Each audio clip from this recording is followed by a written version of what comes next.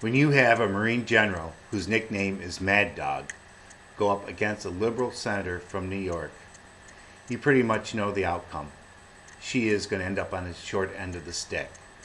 And if you don't know that, well then watch this video. Senator Gillibrand.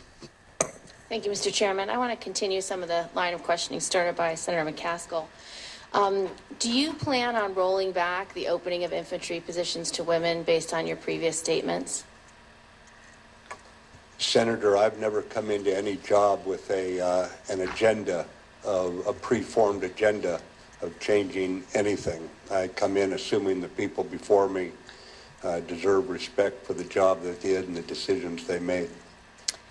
I ask specifically because in previous speeches, one from the Marines Memorial Club in San Francisco on April 16th, 2015, you were asked specifically about whether we should open infantry positions and special forces combat jobs to women.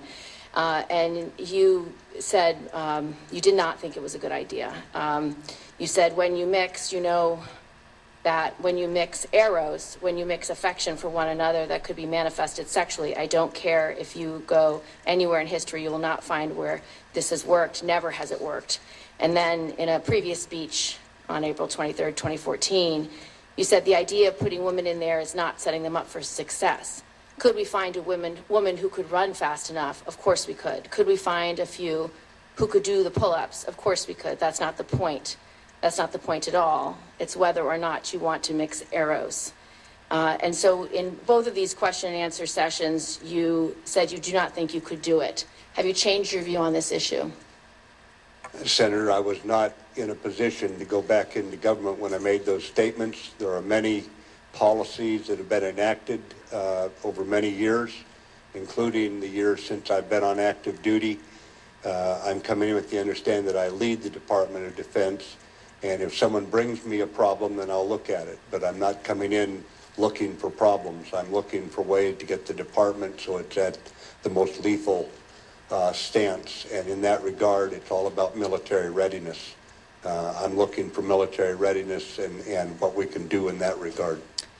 Do you plan to oppose women serving in these combat roles? I have no plan to oppose women in any aspect of our military. In 2003, I had hundreds of Marines who happened to be women serving in my 23,000 person Marine division. And this is 10 years before I retired, and I put them right into the front lines alongside everyone else. So you no longer believe that eros is a problem when men and women are serving together?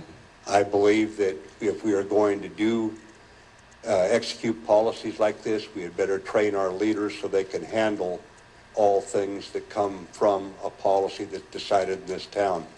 That's our responsibility, to train our young leaders who are going to be dealing with factors that perhaps their fathers did not have to deal with.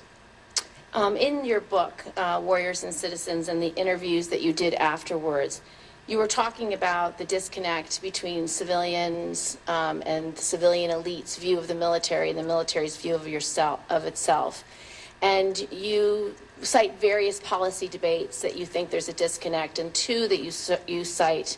You said in recent policy debates, such as those about allowing homosexuals to serve openly, retaining a residual force in Iraq and Afghanistan, cutting military spending, assigning women to combat units, and other items. You believe that the American public is not nearly as concerned as it should be that the changes to military policies are accruing risk to our forces. We fear that an uninformed public is permitting political leaders to impose an accretion of social conventions that are diminishing the combat power of our military, disregarding our warfighting practitioners' advice. Do you believe that openly serving homosexuals along with women in combat units is undermining our force? Senator, my belief is that we have to stay focused on a military that's so lethal that on the battlefield it will be the enemy's longest day and their worst day when they run into that force. I believe that military service is a touchstone for patriots of whatever stripe. I mean, it's simply the way that they demonstrate their commitment.